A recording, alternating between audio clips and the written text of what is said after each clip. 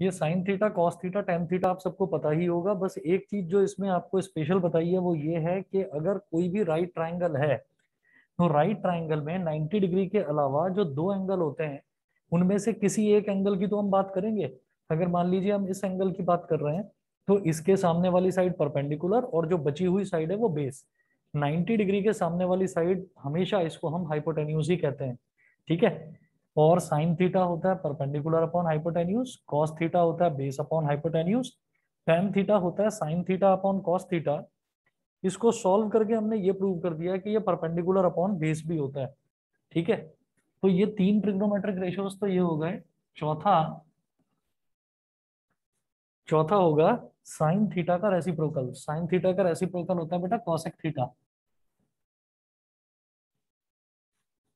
तो जब sine theta का रेसिप्रोकल है तो इसका मतलब क्या हो गया, ये एच अपॉन पी।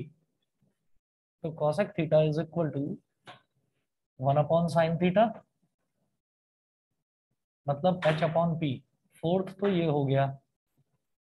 फिफ्थ है कॉस थीटा का रेसिप्रोकल, यानी कि कॉस थीटा के रेसिप्रोकल को हम बोलते हैं सेक थीटा। ये होता है वन अपॉन कॉस थीटा, इसको बोलते हैं H upon B, hypotenuse upon base. Sixth होता है कॉट थीटा, ये होता है tan थीटा का रेसिप्रोकल। तो देखिए tan थीटा होता है p अपॉन बी, तो ये उसका उल्टा हो जाएगा b अपॉन पी। तो ये सिक्स ट्रिग्नोमेट्रिक रेशियोज होते हैं। ठीक है। इसके बाद में हम करेंगे trigonometric ratios of some common angles. तो एक छोटी सी टेबल बनाएंगे आप लोग।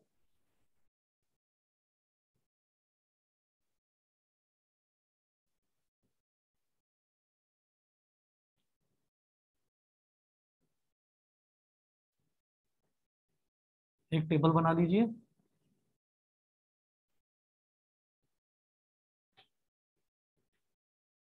Trigonometric ratios of some common angles.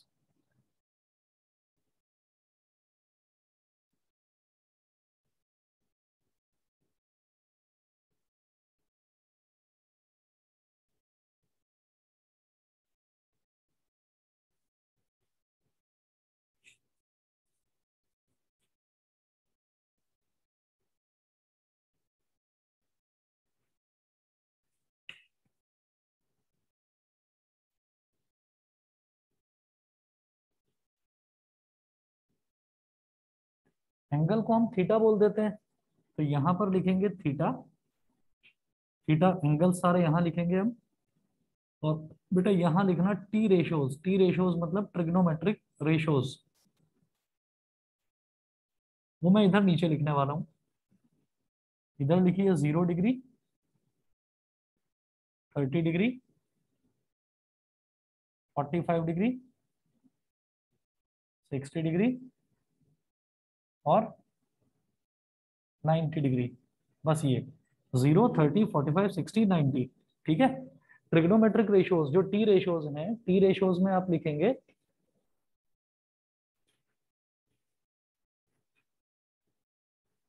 T ratios में आप यहां पर लिखेंगे साइन थीटा। तो अगर थीटा 0 डिग्री है तो इसका मतलब साइन 0 डिग्री। अगर थीटा 30 डिग्री है तो इसका मतलब sine 30 degree. Sine theta, cos theta, tan theta. पहले तो ये तीन ही लिख लो। अब आप देखिए साइन 0 डिग्री की वैल्यू होती है 0, साइन 30 डिग्री की वैल्यू होती है 1/2, साइन 45 डिग्री की वैल्यू 1/√2, साइन 60 डिग्री की वैल्यू √3/2 और साइन 90 डिग्री की वैल्यू होती है 1। उसके बाद जब कॉस थीटा की बारी आती है तो अगर मुझे साइन थीटा मैंने लर्न कर रखा है तो कॉस थीटा में कोई प्रॉब्लम नहीं। जो हमने ऐसे लिखा है ना लेफ्ट टू राइट, उसी सीक्वेंस को पलट कर राइट टू लेफ्ट लिख दो। तो सबसे लास्ट में क्या लिखा हुआ है 1, उसको लिखो सबसे पहले। सेकंड लास्ट पोजीशन पर √3/2, उसको सेकंड पोजीशन पर लिख दो √3/2। थर्ड लास्ट पोजीशन पर 1/√2, तो उसको थर्ड पोजीशन पर 1/√2। सेकंड पोजीशन पर है इधर 1/2, तो इधर सेकंड लास्ट पर लिखोगे 1/2। इधर जीरो सबसे पहले है तो जीरो सबसे लास्ट में, मतलब जो सीक्वेंस मैंने लेफ्ट टू राइट लिखा था उसी को राइट टू लेफ्ट लिख दिया अब। ठीक है। तो साइन थीटा अगर मुझे याद है तो कॉस थीटा याद करने में कोई बड़ी बात नहीं। उसके बाद क्या करेंगे, टेन थीटा का एक स्पेशल रिलेशन मैं जानता हूँ कि टेन थीटा क्या होता है, sine theta upon cos theta. तो sine theta upon cos theta, यानी कि अगर tan 0 डिग्री की बात करेंगे तो 0/1 हो जाएगा। ठीक है, 0/1, 0/1 क्या होता है 0। फिर साइन 30 1/2, कॉस 30 √3/2, तो tan 30 क्या हो जाएगा 1/2 अपॉन √3/2। तो जब 1/2 डिवाइडेड बाई √3/2 करेंगे तो ये आ जाएगा बेटा 1/√3। ठीक है, ऐसे ही 1/√2 अपॉन 1/√2 करेंगे, नहीं समझे? अभी बता रहा हूँ, ये बताओ पहले, 1/√2 अपॉन 1/√2 करेंगे तो 1 आ जाएगा। सेम टर्म को सेम टर्म से डिवाइड करेंगे तो 1। 0 को 1 से डिवाइड करा तो 0, 0 को किसी भी चीज से डिवाइड करिए तो वो 0 आता है। ये 30 डिग्री वाला देखो कि अगर मैं 1/2 को डिवाइड करता हूँ √3/2 से, तो ये क्या हो जाएगा 1/2 मल्टीप्लाइड बाई 2/√3। ये आगे वाले का साइन, तो ये रेसिप्रोकल हो जाता है। 2 से 2 कट गया तो 1/√3 तो बचा। समझ गए? जस्ट लाइक दैट, अगर मैं √3/2 को 1/2 से डिवाइड करता हूँ तो फिर उसी तरह से 2 से 2 कट जाएगा, क्या बचेगा √3। तो ये हो गया √3। फिर एक चीज देखो, 1/0 अगर किसी भी टर्म के नीचे अगर 0 आ जाता है डिनोमिनेटर में तो that term will be not defined, उसको नॉट डिफाइंड बोलते हैं। जिसको एक टर्म और बोला जाता है इन्फिनिटी, इन्फिनिटी भी बोल देते हैं उसको, या इनफाइनाइट। ये हो गया। इसके आगे की कहानी इतनी आसान है कि आप सब लोग अपने आप कर सकते हैं। देखिए आगे हमने याद तो बस ये 3 ही करने हैं, उसके बाद के सारे के सारे रेसिप्रोकल हैं। तो जैसे मैं कॉसेक थीटा की बात करता हूँ, तो कॉसेक थीटा होता है साइन थीटा का रेसिप्रोकल। अगर सिर्फ 0 लिखा हुआ है ना, सिर्फ 0 लिखा हुआ है तो इसका मतलब 0/1 है। सिर्फ 2 लिखा हुआ है तो इसका मतलब 2/1 है। कॉसेक थीटा क्या होता है साइन थीटा का रेसिप्रोकल। तो ये क्या है 0/1, इसका रेसिप्रोकल क्या हो जाएगा 1/0। 1/0 is not defined, not defined. ठीक है, तो ये हो गया बेटा नॉट डिफाइंड। ऐसे ही साइन 30 क्या है 1/2, तो कॉसेक 30 क्या हो जाएगा इसका रेसिप्रोकल। 1/2 का रेसिप्रोकल 2/1 मतलब 2। साइन 45 है 1/√2, तो उसका रेसिप्रोकल √2/1, जिसको सिर्फ √2 लिख सकते हैं, है ना? तो इसको सिर्फ √2 लिख देंगे। ऐसे ही साइन 60 है √3/2, तो इसका रेसिप्रोकल 2/√3। ठीक है, तो 2/√3। और साइन 90 है 1, तो 1 का मतलब 1/1, उसका रेसिप्रोकल भी 1। बेटा ऑनलाइन वाले बच्चे समझ रहे हैं सभी, बताइए। अमन, आशुतोष, दिव्यांशी, क्लियर है? Yes sir. ठीक है, चलिए। कॉसेक थीटा के बाद अगला रेशियो हमने देखा था सेक थीटा। सेक थीटा क्या होता है कॉस थीटा का रेसिप्रोकल। ठीक है, कॉस थीटा क्या है 1, तो 1 मतलब 1/1, इसका रेसिप्रोकल भी 1। √3/2, इसका रेसिप्रोकल 2/√3। 1/√2, इसका रेसिप्रोकल √2। 1/2, इसका रेसिप्रोकल 2। और 0, 0 का रेसिप्रोकल क्या होगा, अगेन 0/1 है तो उसका रेसिप्रोकल 1/0, यानी कि इंफिनिटी। फिर बात करेंगे बेटा कॉट थीटा की। कॉट थीटा है tan थीटा का रेसिप्रोकल, तो tan थीटा है इधर क्या 0, इंफिनिटी हो जाएगा, बिल्कुल सही। 1/√3, इसका रेसिप्रोकल क्या हो जाएगा √3। 1 का रेसिप्रोकल 1, √3 का रेसिप्रोकल 1/√3। अच्छा, इंफिनिटी का रेसिप्रोकल क्या होगा 0। चलिए, इंफिनिटी का रेसिप्रोकल 0, क्योंकि जब मैं 1/0 को इंफिनिटी बोल रहा हूँ तो इसका रेसिप्रोकल तो 0/1 ही हो जाएगा ना, मतलब इंफिनिटी का रेसिप्रोकल एक तरह से 0/1, मतलब 1/0 is called infinity, therefore 1/∞ is called 0। 1/0 को क्या बोलेंगे इंफिनिटी, तो 1/∞ को क्या बोलेंगे 0। ठीक है, बताइए सभी को क्लियर है? ऑनलाइन वाले स्टूडेंट्स बताएं। Yes sir. यस ठीक है, सर।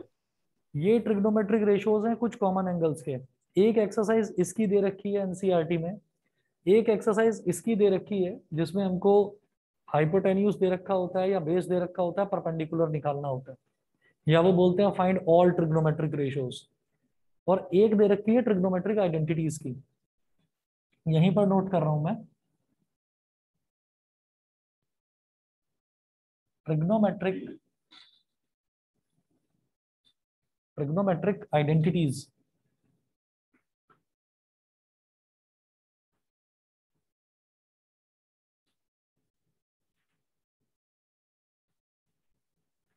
ट्रिग्नोमेट्रिक आइडेंटिटीज, तो पहली identity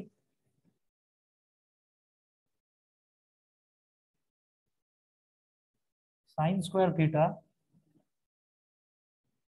plus cos square theta is equal to 1। Second identity 1 plus tan square theta is equal to sec square theta. Third identity 1 plus cot square theta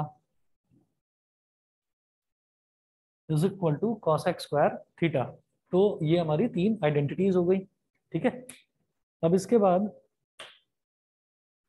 जैसा कि मैंने आज आपको WhatsApp भी किया था कि अब जो हम, ये तो एक क्विक रिकैप है इन सब चीजों की, मुझे ट्रिग्नोमेट्री में जरूरत पड़ने वाली है।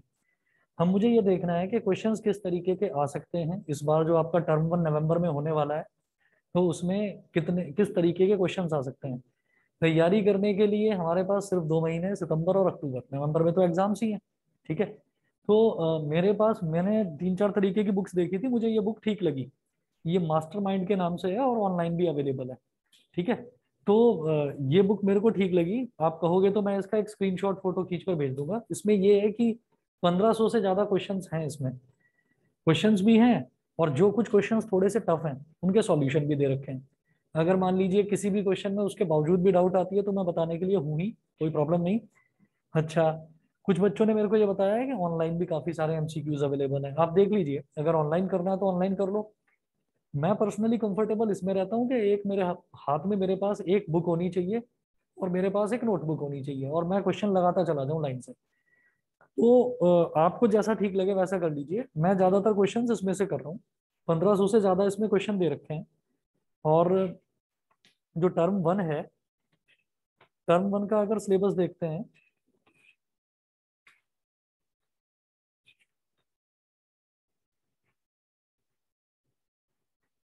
तो सिलेबस देख लीजिए, टर्म 1 का इतना है, ये आपकी स्क्रीन पर दिखाई दे रहा होगा। 1 2 3 4 5 6 7 7 यूनिट्स हैं। पहला है नंबर सिस्टम जिसमें कि रियल नंबर वगैरह आएगा, ठीक है। दूसरा है अलजेब्रा, तो सबको ये बता रखा है कितनी कितनी वेटेज है। रियल नंबर 6 नंबर का है, अलजेब्रा 10 नंबर का है, coordinate geometry 6 number, geometry 6 number, trigonometry 5 number, mensuration जिसमें ये आपका सरफेस एरिया वॉल्यूम वगैरह आएगा, ये आपका 4 नंबर, और स्टैटिस्टिक्स एंड प्रोबेबिलिटी ये 3 नंबर। टोटल 40 नंबर का है, और 10 नंबर का आपका इंटरनल असेसमेंट है जो टीचर के हाथ में है, ठीक है, जो भी आपके अभी तक इंटरनल्स हुए हैं उसके बेस पर। तो फाइनल जो आपका एग्जाम है वो टर्म 1 का होगा। अब इसमें हम ये देख रहे हैं कि ट्रिग्नोमेट्री की वेटेज जो है वो 5 नंबर की दे रखी है। अब हाँ, हाँ 5 क्वेश्चन, एक एक नंबर के 5 क्वेश्चन। तो अब आप ये देखिएगा कि इंट्रोडक्शन टू ट्रिग्नोमेट्री, ये जो चैप्टर है, इसमें मैं आपको ये भी बता देता हूँ कि हमारे पास यहाँ पर, मेरे पास कितने सारे एमसीक्यूज अवेलेबल हैं।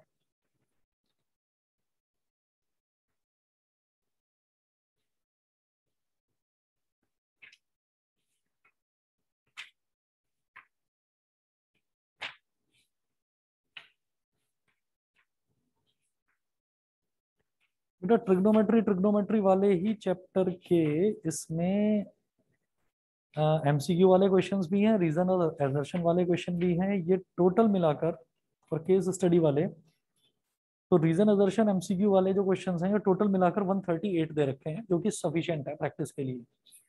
और अगर केस स्टडी देखूं तो 1 2 3 4 5 6 7 7 केस स्टडी दे रखी हैं। 7 7। तो मैं पहले क्वेश्चन से स्टार्ट करता हूँ। अब इन्हीं में से कोई ना कोई कॉन्सेप्ट इसमें यूज होगा। पहले क्वेश्चन से हम स्टार्ट करते हैं, हमें ये आइडिया लग जाएगा कि एमसीक्यूज की प्रिपरेशन हमें किस तरह से करनी है।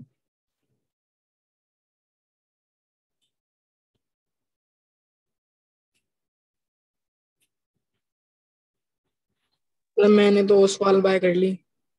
है बेटा? सर मैंने तो ओसवाल की बुक बाय कर लिया। कोई बात नहीं, ओसवाल का भी ठीक है, ओसवाल का भी ठीक है। मैंने तो कंपेयर करी है ना बुक्स, तो मैंने जो कंपेयर करी है उसमें मैंने यही देखा है कि ज्यादातर में एक ही जैसे क्वेश्चंस हैं वो दे रखे हैं। तो क्वेश्चंस तो कहीं अलग से बनेंगे नहीं, आप ओसवाल की प्रैक्टिस करिए, जो भी डाउट्स आए वो आप मेरे से पूछना। ठीक है? Okay sir. हाँ, तो वो कोई रिटर्न करने की जरूरत नहीं है, ओसवाल का भी अच्छा है, सारे अच्छे हैं। मैं तो ये बता रहा था कि मैं इसमें से करा रहा हूँ, तो आप ओसवाल में से भी ट्राई करना। डेली का अपना टारगेट बना लेना कि 20-20 क्वेश्चंस करने ही हैं, और जो नहीं होता जाए उसको मार्क करते चले जाना, वो मैं आपको बताता चला जाऊंगा।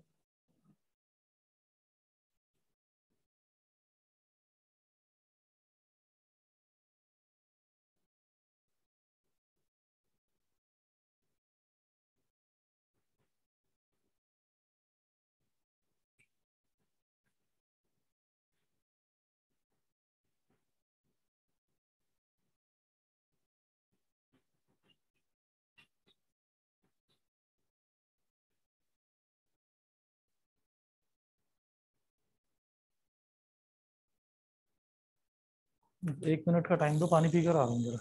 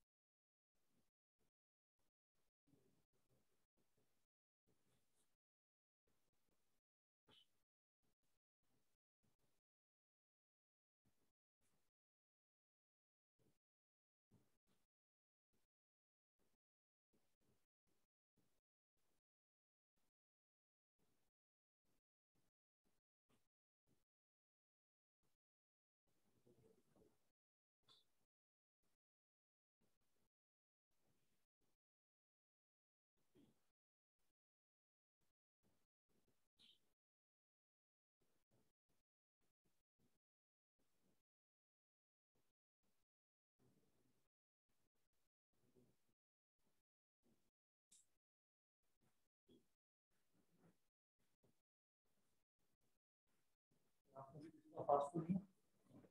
Fast food? हाँ,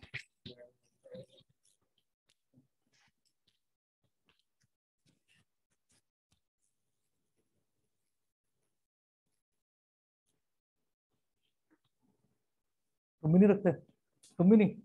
बस एक नहीं रखा है, बाकी सब नास्तिक? हाँ। हाँ, अच्छा, जिंदा नहीं रह पाओगे? चलो कमाल है भाई, वैसे रखना चाहिए। मैंने रखा था, मेरा गलती से टूट गया, पर चलिए।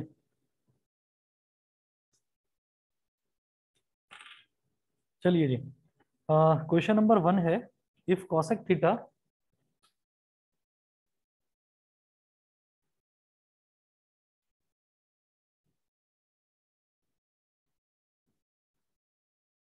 if cosec theta is equal to under root 2, then sec theta, then sec theta is equal to question mark। Options दे रखे हैं, ए है 3/√10, बी है √10/3,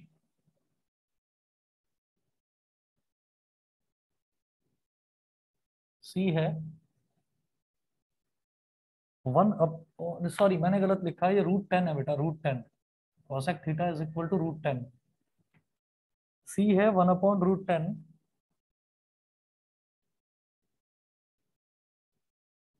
और डी है 2/√10। ठीक है, तो ए बी सी डी ये चार ऑप्शंस दे रखे हैं और इसमें हमको इन्होंने ये बताया कि cosec theta is equal to √10 है। तो जब भी कभी ऐसा क्वेश्चन आता है तो मैं इसको ना ऐसे क्वेश्चन को जनरली पाइथागोरस थ्योरम से सॉल्व करता हूँ। ठीक है, देखिए कैसे करेंगे। इसके सॉल्यूशन में जैसे ये cosec थीटा है तो cosec theta is equal to √10 दे रखा है, तो आप लिखो √10/1। ठीक है, is equal to cosec theta क्या होता है, ये साइन थीटा का रेसिप्रोकल होता है, यानी कि h/p। h/p, तो मैं ये कहूंगा बेटा cos sec थीटा पूछ रहे हैं, तो अब हम कहेंगे लेट हाइपोटेन्यूज, ये जो हाइपोटेन्यूज है इसको मैं मान लूंगा √10x, √10x, और जो ये परपेंडिकुलर है इसको मैं मान लूंगा 1x। √10/1 रेशो ही तो दे रखा है, तो जब भी रेशो दे रखा होता है तो मैं उस टर्म को किसी कॉमन टर्म से मल्टीप्लाई होता हुआ मानता हूँ। जैसे मान लीजिए ये दे रखा है किसी भी क्वेश्चन में कि there are two friends Ram and Shyam and their ages are in the ratio of 3:2, तो आप ये कह देते हैं let the age of Ram be 3x and the age of Shyam be 2x। जिस रेशो में दे रखा होता है उसमें मैं x को मल्टीप्लाई कर देता हूँ।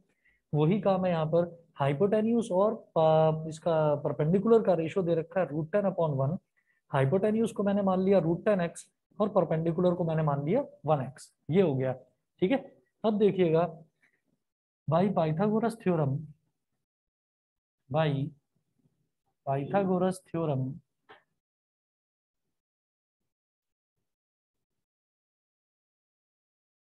बेस का स्क्वायर प्लस परपेंडिकुलर का square is equal to hypotenuse का स्क्वायर। बेस का स्क्वायर प्लस 1x का square is equal to √10x का स्क्वायर।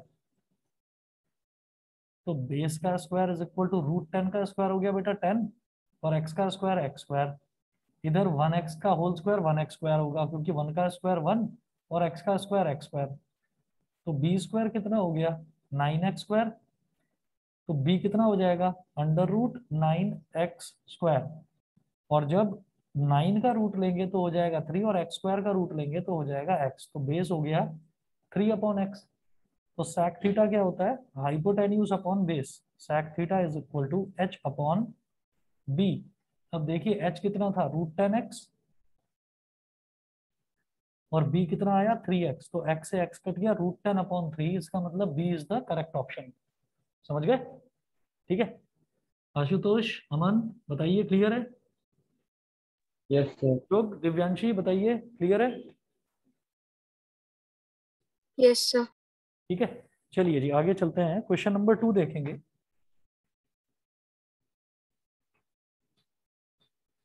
क्वेश्चन नंबर 2 में क्या है, क्वेश्चन नंबर 2 में है if in triangle ABC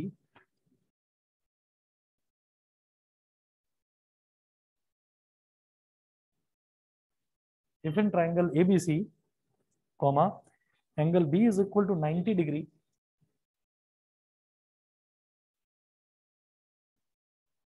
angle B is equal to 90 degree, comma, AB is equal to 12 centimeter,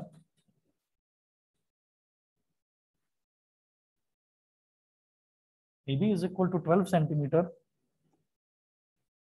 and BC is equal to 5 centimeter, and BC is equal to 5 centimeter, comma, then the value of cot C is, comma, then the value of cot C is, if in triangle ABC, angle B is equal to 90 degree। अच्छा option देखिए पहले क्या क्या दे रखे हैं। Option A is 13/5, B is 5/12, A is 13/5, B is 5/12, C is 12/5,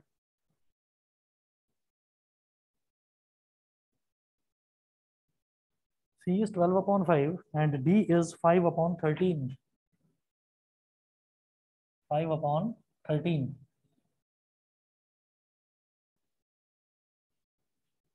इसका solution देखें। If in triangle ABC angle B is equal to 90 degree, इसका मतलब क्या है कि मैंने राइट ट्राइंगल ऐसा बनाया,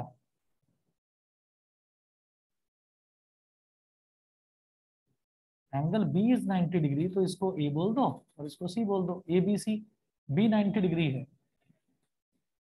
ए B is equal to 12 centimetre and B C is equal to 5 centimetre.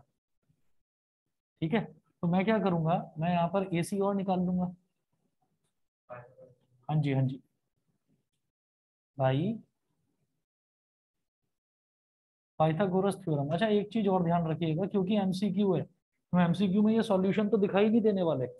तो एक चीज याद रखना है कि 12 अगर एक साइड है और एक साइड 5 है, तो तीसरी साइड 13 ही होती है। ठीक है, सबसे बड़ी साइड हाइपोटेन्यूज 13 होती है, पाइथागोरियन ट्रिपलेट होती है ये। ठीक है, एक साइड 3 है, दूसरी साइड 4 है, तो सबसे लंबी साइड 5 ही होगी, क्योंकि 3 का स्क्वायर 9, 4 का स्क्वायर 16 और 5 का स्क्वायर 25। 16 + 9 भी 25, वो भी 25। तो कुछ चीजें ऐसी हैं कि जो सॉल्व करने की जरूरत नहीं है। तो बाई पाइथागोरस थ्योरम मैं डैश डैश डैश डैश कर रहा हूँ उसको, और मैं सीधा लिख रहा हूँ ए C is equal to 13 centimetre. ठीक है, हजारों बार कर चुके हैं इसको सॉल्व। याद रखना ये पाइथागोरियन ट्रिपलेट है, तो ये 13 ही आता है। एक 5 है, एक 12 है, तो तीसरा 13 ही होगा, 13 ही होगा। तो सबसे लंबी साइड ये 13 सेंटीमीटर होगी।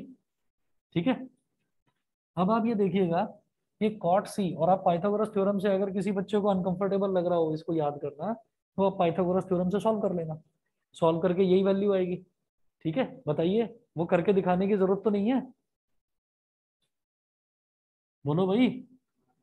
No sir. ऑनलाइन वाले शांत बैठे हुए हैं, समझ गए? Yes sir. चलिए, ओके, आगे देखते हैं। तो कॉट का मतलब क्या होता है? कॉट होता है बेस अपॉन परपेंडिकुलर। ठीक है, चलिए जी, तो बेस अपॉन परपेंडिकुलर। अब ध्यान से सुनना सभी बच्चे, कॉट सी की बात हो रही है, कॉट सी की बात हो रही है, इसका मतलब मेरा थीटा ये है, थीटा के सामने वाली साइड परपेंडिकुलर, 90 के सामने वाली साइड हाइपोटेन्यूज, जो साइड बची वो बेस। बेस अपॉन परपेंडिकुलर क्या हो गया? 5/12। तो ऑप्शन बी। ठीक है, ठीक है भाई क्षितिज। चलिए जी, तो ऑप्शन बी हो गया ये। उसके बाद देखिएगा आप, क्वेश्चन नंबर 3 है।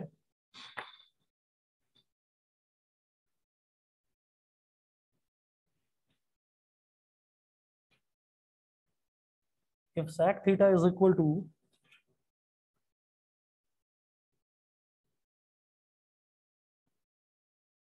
if sec theta is equal to 25/7,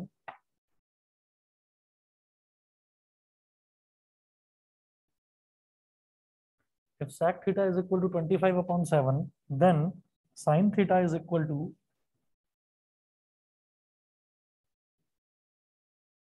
अगर sec theta 25/7 है, तो बताइए sin theta कितना होगा?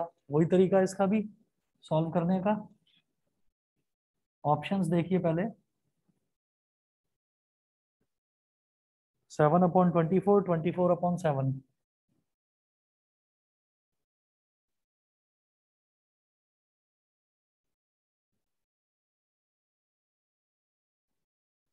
24/25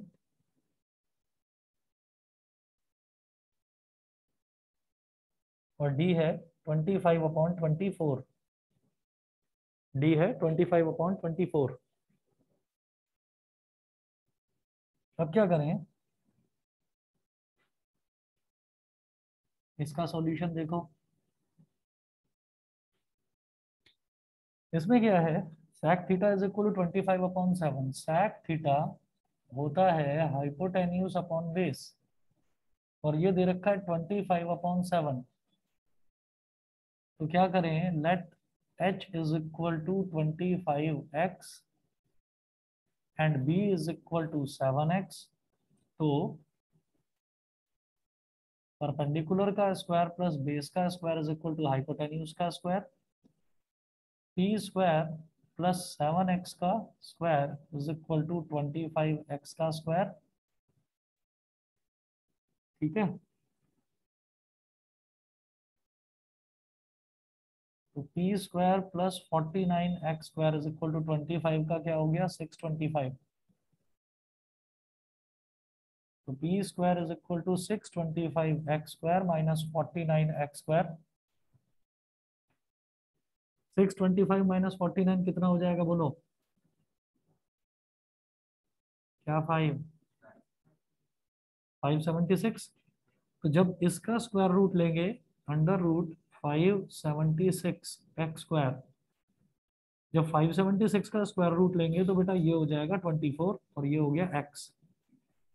क्या पूछ रहे हैं sine theta, sine theta is equal to perpendicular upon hypotenuse, तो 24x अपॉन 25x, x से x कट गया, कौन सा ऑप्शन है, ऑप्शन नंबर सी 24 अपॉन 25। उसके बाद क्वेश्चन नंबर 4 देखिएगा।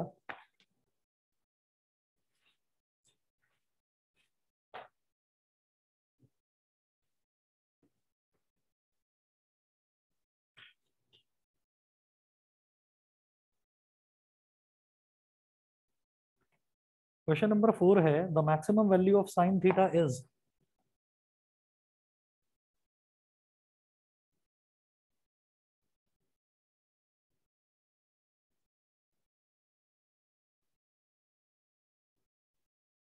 Maximum value of sine theta is, चार ऑप्शन दे रखे हैं। Option A 1/2, option B √3/2, option C 1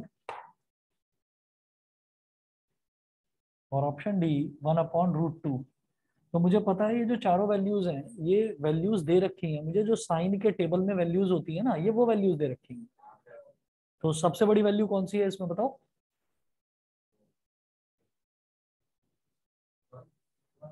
1 हो गया सबसे बड़ा। कैसे, आप ये देखिए ये तो 1 है, ये 1/2 क्या आ गया 0.5, सबसे छोटी ये तो 0.5 तो छोटी है वैल्यू। √3/2, √3 की वैल्यू होती है 1.73, 1.73 को अगर आप 2 से डिवाइड करोगे तो ये लगभग लगभग 0.8 के करीब आएगा।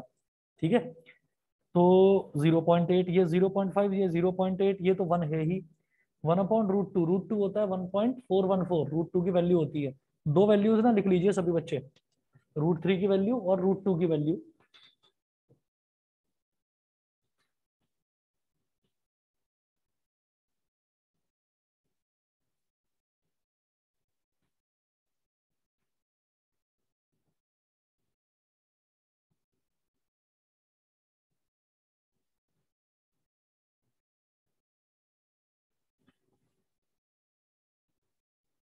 √3 की वैल्यू होती है बेटा 1.732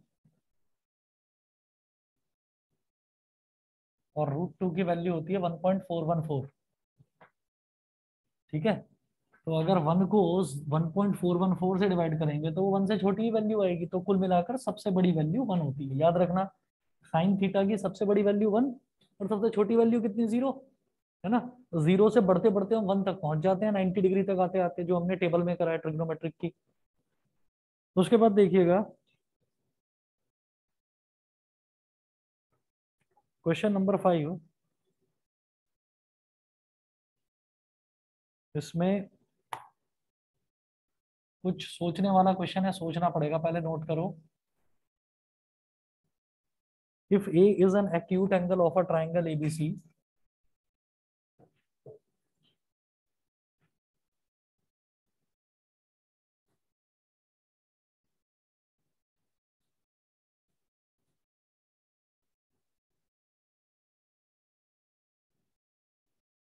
if A is an acute angle,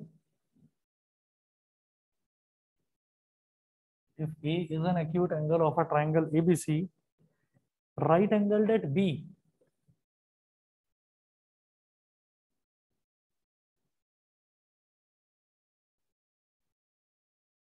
right angled at B, comma, then the value of, then the value of sin A plus cos A is then the value of sine A plus cos A is, A part है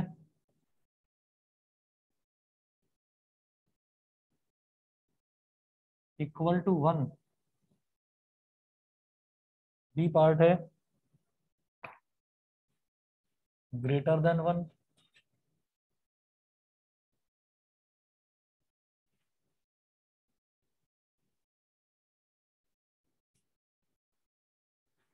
equal to 1 greater than 1, C part है less then 1,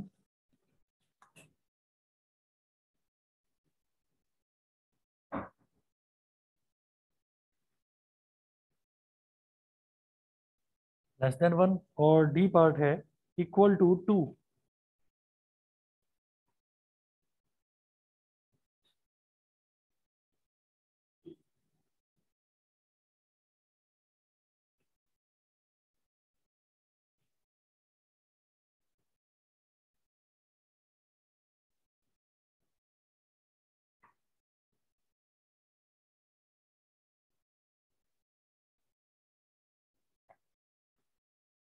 if A is an acute angle of a triangle ABC, मैंने क्या करा यहाँ पर,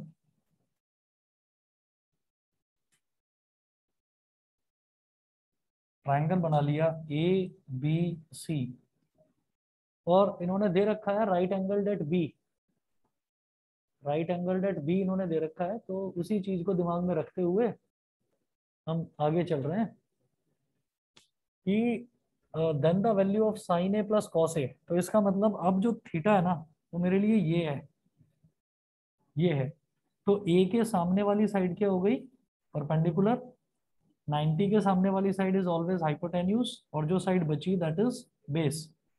ठीक है, perpendicular, base और हाइपोटेन्यूज ऐसे ऐसे हो गया। अब उसके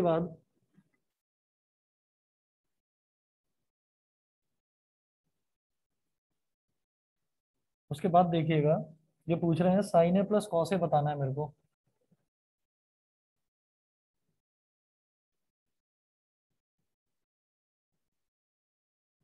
तो साइन ए क्या होता है, परपेंडिकुलर अपॉन हाइपोटेन्यूज, और कॉस ए क्या होता है, बेस अपॉन हाइपोटेन्यूज।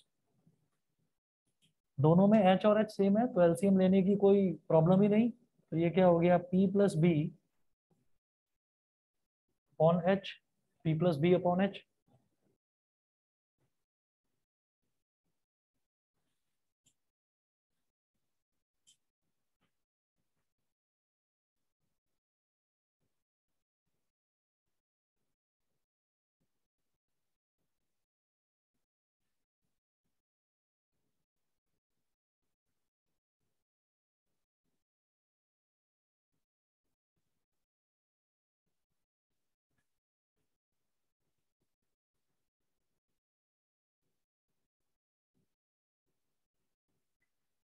हाँ जी, पी क्या है, बीसी, और बी क्या है, ए बी, तो A B plus B C लिख दूं,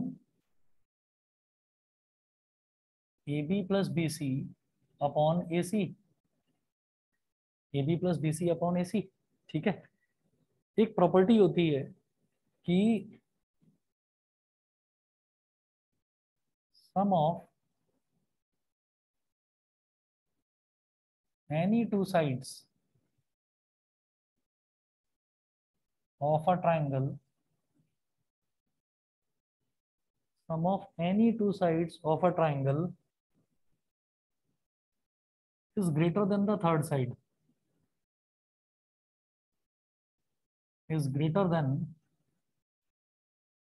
the third side। ठीक है, अगर मैं इसको ऐसे लिखूं कि A B plus B C upon A C, ये है। ठीक है, अब देखो किसी भी रेशो को दूसरे रेशो से बड़ा दिखाने के लिए क्या चाहिए होता है कि डिनोमिनेटर सेम होना चाहिए। ठीक है, जैसे मान लीजिए मेरे पास ये है कि 1/2 है और 1/3, गुड इवनिंग, 1/2 और 1/3 है, तो इसमें बड़ा कौन सा होगा, ये मुझे कैसे पता चलेगा। देखिए, हम इसमें क्या करेंगे कि किसी भी नंबर को बड़ा या छोटा बताने के लिए हम क्या करते हैं, उसका डिनोमिनेटर सेम कर देते हैं। तो डिनोमिनेटर सेम कैसे होगा, जैसे 2 और 3 है, तो 2 और 3 का एलसीएम क्या हो जाएगा, 6। तो इसको मैं कहूंगा कि ये 6 हो गया और यहाँ पर भी डिनोमिनेटर में 6। तो इसमें मैं क्या करूंगा कि जैसे 1/2 है, इसका डिनोमिनेटर 6 करने के लिए मैंने क्या करा होगा कि यहाँ पर नीचे 3 से मल्टीप्लाई और ऊपर 3 से मल्टीप्लाई करा जा सकता है ना, किसी भी रैशनल नंबर में ऊपर नीचे से टर्म से मल्टीप्लाई। तो 3 इंटू 1 करेंगे तो 3 हो गया और 3 इंटू 2 करेंगे तो 6 हो गया। उसी तरीके से इसको 6 बनाने के लिए नीचे भी 2 से मल्टीप्लाई और ऊपर भी 2 से मल्टीप्लाई, तो ये क्या हो गया 2/6। अब दोनों के डिनोमिनेटर सेम हो गए। अब जिसका न्यूमरेटर बड़ा है वही नंबर असल में बड़ा है। तो 3/6 है और ये 2/6 है, तो डिनोमिनेटर सेम होगा, तो डिनोमिनेटर को छोड़ दो। 3/6 इज ग्रेटर देन 2/6, ये है। ठीक है, तो A B plus B C upon A C है, इसको मैं ऐसे लिख सकता हूँ, it is greater than A C upon A C. मतलब देखो डिनोमिनेटर तो दोनों तरफ, ये नंबर मैंने इधर का जो रेशो है ये अपनी तरफ से लिखा है, तो डिनोमिनेटर तो दोनों तरफ सेम कर दिया, इधर भी एसी तो इधर भी एसी। ठीक है, गुड आफ्टरनून। तो ये A B plus B C है ना, ये A B plus B C तो ए सी से बड़ा ही होगा कि sum of two sides is always greater than the third side. ठीक है, नहीं समझे? नहीं समझे, दोबारा बताता हूँ। हमने 3/6 को 2/6 से बड़ा कैसे बता दिया, क्योंकि इसका डिनोमिनेटर सेम है। डिनोमिनेटर सेम है तो मुझे डिनोमिनेटर के बारे में तो सोचना ही नहीं। तो इसी तरह से मैंने इधर भी एसी था तो मैंने इधर भी एसी लिख दिया, डिनोमिनेटर सेम लिख दिया। ठीक है, अच्छा अब न्यूमरेटर बड़ा होना चाहिए डिनोमिनेटर से, तो ओवरऑल फ्रैक्शन जो है वो ओवरऑल इस फ्रैक्शन से बड़ा हो जाएगा। तो न्यूमरेटर है A B plus B C, it is greater than A C, क्योंकि sum of any two sides of a triangle is greater than the third side. सही है, समझ गए? अब इससे क्या होगा, इससे ये हो जाएगा कि ए सी से ए सी कट गया तो क्या आया इधर 1। इससे क्या समझ में आया, A B plus B C upon A C is greater than 1। मतलब ये A B plus B C क्या था, ये हमारे पास sine A plus cos A ही तो था। A B plus B C upon A C, तो sine A plus cos A is greater than 1। Option B. समझ गए? ऑनलाइन वाले बच्चे बताएं, सभी को क्लियर है?